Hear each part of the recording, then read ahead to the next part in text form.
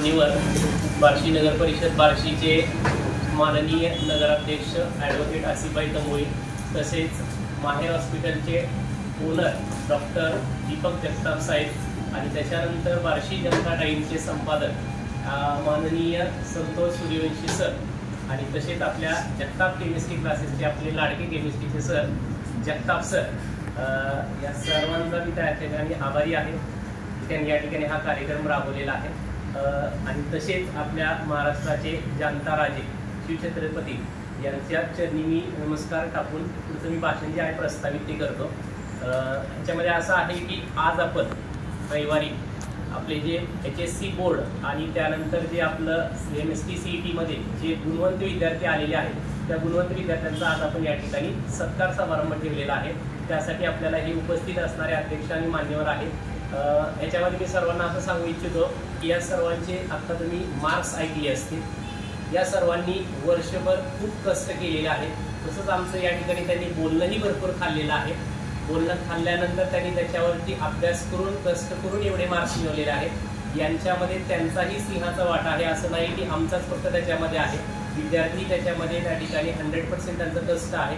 आम्ही त्यांना शिकवण्याचं काम केलं, त्यांना मार्गदर्शन चांगल्या ठिकाणी करण्याचं काम केलं. त्याच्यानंतर त्यांनी घरी जाऊन त्याच्यावरती अभ्यास केल्यानंतर कष्ट केल्यानंतर त्यांना हे आज दिवस बघायला मिळालेले आहे. हे त्यांच्यासाठी आजचा दिवस आनंदाचा आहे. यानंतर त्यांचे कॅपराऊंड वगैरे चालू होतील. त्याच्यानंतर त्यांचं गव्हर्नमेंट कॉलेजला किंवा ज्या ठिकाणी त्यांचं चांगल्या कॉलेजला त्या ठिकाणी नंबर लागून जाईल. सर्वांना अशीच माझी अपेक्षा आहे की या ठिकाणी सर्वांनी त्यांच्याकडे बघून त्यांनी जसा अभ्यास केलेला आहे त्या पद्धतीने तुम्हीही तुमचं जे वर्ष आहे 12वीचं महत्त्वाचं किंवा जे आता 11वीत आहेत जे 12वीत जाणार आहे त्यांनीही त्यांच्याकडनं काही ना काहीतरी चांगल्या गोष्टी शिकाव्यात. त्यांना विचारावं की त्यांनी कष्ट कसं केलेलं आहे, किती तास अभ्यास केलेला आहे, त्याच्यावरती किती कॉन्सन्ट्रेशन केलेलं आहे, फिजिक्सला मार्क्स पडण्यासाठी किती कष्ट करावे लागेल, किती एक्झाम्पल सॉल्व्ह करावे लागतील, केमिस्ट्रीला रिॲक्शन्स अवघड जात होते तर त्यांनी त्या ठिकाणी त्याच्यावरती काय सोल्युशन काढलं, या सगळ्या गोष्टी त्यांच्याकडनं तुम्ही मार्गदर्शन घ्यावं अशी माझी त्या ठिकाणी अपेक्षा आहे. आणि त्यानंतर दुसरी अशी गोष्ट आहे की त्या सर्व गुणवंत सत्कारमूर्तींचा मी आभारी आहे की त्यांनी कष्ट करून आमच्या क्लासेसचं नाव केलेलं आहे. तुम्ही कष्ट केल्यामुळे आमच्याही क्लासेसचं नाव होत आहे, आमचं तर नाव होत आहे, तुमचंही नाव होत आहे. पण त्या पद्धतीने बाकीच्या पण पिढीचे विद्यार्थी आहेत, जे येणारे 12वीचे विद्यार्थी आहेत, त्यांनाही चांगलं मार्गदर्शन त्या ठिकाणी मिळतं. तर सर्वांनी त्यांच्याकडून काही ना काहीतरी चांगल्या गोष्टी घेऊन पुढच्या वर्षी आम्हाला यापेक्षाही डबल टिबल विद्यार्थी या ठिकाणी सत्कारासाठी लाभावे अशी मी तुमच्या सर्वांकडनं अपेक्षा करतो. सर्वांनी तेवढं कष्ट करावे आणि तेवढे मार्क्स मिळावे ही अपेक्षा मी तुमच्याकडनं ठेवतो. ठेवू का नको? पाडणार आहेत का मार्क्स? करणार ना अभ्यास? त्यांना आता 95, 98 पडले, तुम्ही 100% मिळवून दाखवायचे. किती मिळवून दाखवायचे? आणि सर्वांसमोर या सत्कार म्हणजे आपले जे माननीय पाहुणे आहेत, प्रमुख पाहुणे सगळ्यांसमोर सांगतो, जर कोणाला 100% मार्क्स पडले तर मी आज तुम्हाला या ठिकाणी स्कूटी जाहीर करतोय किंवा 2 व्हीलर.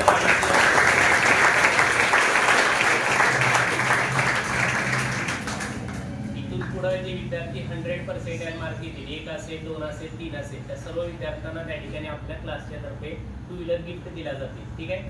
न्यू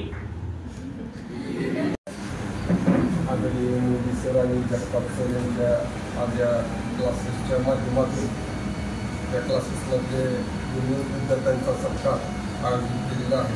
आणि या प्रसंगी उपस्थित असलेले आपल्या बार्शी शहरातील निष्णात आणि नामवंत डॉक्टर आदरणीय जगताप साहेब, तसेच आमचे सहकारी मित्र आणि बार्शी जनता टाईमचे संपादक मालक आदरणीय संतोष सूर्यवंशी साहेब आणि उपस्थित विद्यार्थी मित्रांनो, तर तुमच्या या कार्यक्रमात आल्यामुळे आम्ही सुद्धा कॉलेज गोईंग स्टुडंट्स आहेत काही असं आमचं वय थोडं कमी झालं आता तुमच्या सहवासामुळे. त्याबद्दल तुम्हाला सर्वांचे धन्यवाद आणि आभार मानतो. आणि आता सरांनी सांगितलं की ज्यांना 100% पर्सेंटाईल असेल त्यांना स्कूटी ते बक्षीस देणार आहे. माझी भगवान चरणी प्रार्थना अशी राहील, तर तुमचा जरा भरपूर खर्च व्हावा, सगळ्यांना 100% पर्सेंटाईल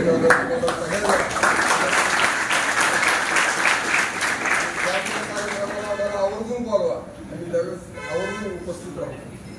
आता सरांनी सांगितलं की आमचं काही अनुभव सांगावा.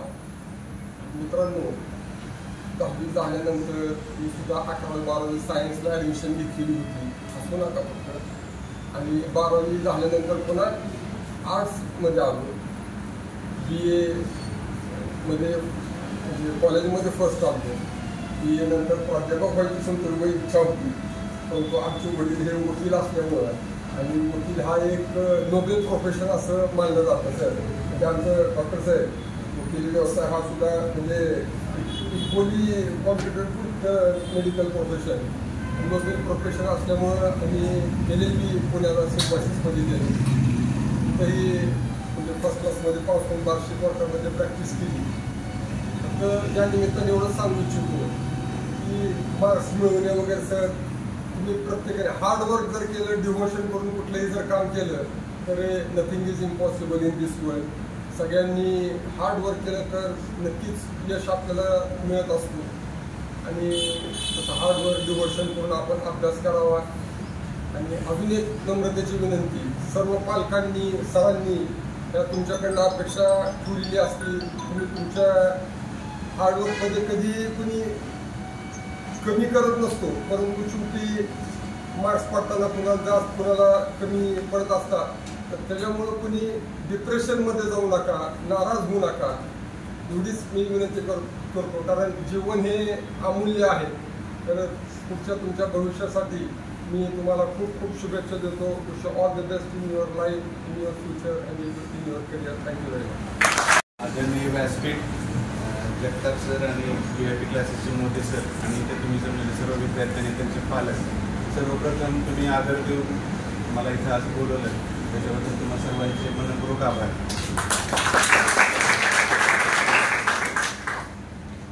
आज मी इथं जेव्हा फंक्शनला आलो तेव्हा मला माझ्या 12वीची आठवण झाली. कारण 12वीला माझाही असा सत्कार झाला होता.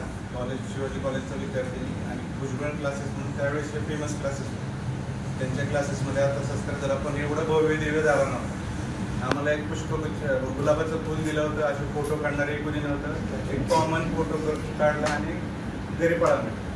पण ती आठवण मला, ही 1992 सालची गोष्ट, ती आठवण मला आज तुमच्यामुळे तारीख झाली आणि परत आनंदित झालो. मी माझ्या 2 मित्रांना फोन केले की माझ्यावर सत्कार होते होती त्यावेळेस, त्या अशा ठिकाणी मी जाणार आहे. तर आता मोदी सर म्हणाले की गायडन्स द्या. आता हे गायडन्स म्हणजे मी 92 ते 97 MBBS केलं आणि नंतर त्याच्या पुढे 3 वर्ष MD. आता जुनं सगळं विसरलं आहे, अभ्यासाची पद्धत वगैरे. पण काय ग्लोबल गोष्टी ज्या असतात अभ्यास करतानाच्या, त्या मी तुम्हाला सांगतो. आता आमचे शिक्षक नेहमी सांगायचे, जे जुने शिक्षक आहेत, की शिक्षण हे वाघिणीचं दूध आहे आणि प्रत्येकाला ते प्यायलाच पाहिजे. म्हणजे आणि आपल्याला वाघिणीचं दूध पाजणारे आपले शिक्षक असतात. त्यामुळे शिक्षकाला सगळ्यात महत्त्व देणं खूप महत्त्वाचं आहे. आपण शक्यतो काय करतो, आपलं वय असं असतं की काही टीचर काही वेगळा वागला किंवा काही वेगळात्मक करला की आपण त्याची चेष्टा करतो, हसतो. माझाही मुलगा आत्ता 12वीच्या नीटच्या एक्झामला आहे. तो पण कधी कधी मला फोन करतो, बाबा हे टीचर असेच करतात, ते जरा विचित्रच आहे. मी त्याला एकच वाक्य सांगतो, शिक्षक हा तुझा खरा पहिला गुरु आहे. तू त्याला नतमस्तक व्हायला पाहिजे, त्याला लोटांगण घातलं पाहिजे, त्याला शरण गेलं पाहिजे. तुम्ही शिक्षकाला शरण गेलात तर सक्सेस 100% तुम्हाला मिळतो. तुम्ही शिक्षकाला वाकडा चाललात तिथं तुमचं फेल्युअर सुरू झालं. शिक्षक आणि आई वडील अजिबात त्यांच्या विरोधात जायचं नाही. आई वडील जे आपल्यासाठी सांगतात, आपल्यासाठी 4 चांगल्या गोष्टी सांगतात, आपल्यापेक्षा जास्त उन्हाळे पावसाळे त्यांनी बघितलेले असतात, त्यांचं ऐकणं खूप गरजेचं. हे सगळ्यात महत्त्वाचं. आता जे सक्सेसफुल झाले विद्यार्थी, फेटेवाले जे आहेत, त्यांचं तर खूप जास्त अभिनंदन. पण ज्यांना आज फेटा मिळू शकला नाही त्यांचं डबल अभिनंदन. कारण त्यांना अजून चान्स आहे यांच्यापेक्षा जास्त करण्याचं, जास्त मार्क मिळण्याचं. मी असं का म्हणतोय, मला 12वीला बोर्डात आलो, मला MBBSला मार्क मिळाला. मार्ग सोपा होता मला. आणि मला कोणी सांगितलं होतं तुला डॉक्टरच व्हायचं. माझ्या आई वडिलांनी पहिल्यापासून 1ली 2री शाळेत पहिला नंबर आला. एक तर त्यावेळेस डॉक्टर किंवा इंजिनियर हे 2च प्रोफेशन माहीत होतं आमच्या वेळेस. एक तर तुला डॉक्टर व्हायचं किंवा इंजिनियर व्हायचं. आणि शाळेत पहिला 2रा आला, 7वी 8वीपासून त्यांच्यानी सुरू केलं, तुला डॉक्टर व्हायचं, तुला डॉक्टर व्हायचं. आणि आता आपण आपले यादव डॉक्टर म्हणून समाजातले खूप मोठे डॉक्टर आहेत, त्यांचा आदर्श घेऊन डॉक्टर व्हायचं, त्यांच्याकडे बघून डॉक्टर व्हायचं, असं वडील माझ्या मनावर बिंबवायचे. काय मग ते माझ्या मनात होतच. आणि नंबर लागला की आयुष्याची सुरुवात आहे. नंबर लागला म्हणजे आपण खूप काय मिळवलं असं काही नाही. आपल्यासारख्या हजारो करोडो विद्यार्थी असतात, आपल्यासाठी तर अभिमानाची गोष्ट असते.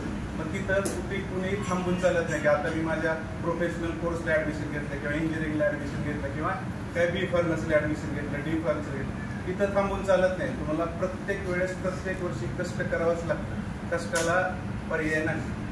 आणि कष्टाबरोबर 3 गोष्टी लागतात, इंटेलिजन्स, हार्डवर्क आणि माइंडसेट. सो माइंड कसं आहे, या तिन्हीत काय महत्त्वाचं आहे तुम्हाला काय वाटतं? इंटेलिजन्स, हार्डवर्क की माइंडसेट? Very good. माइंडसेट खूप महत्त्वाचं आहे.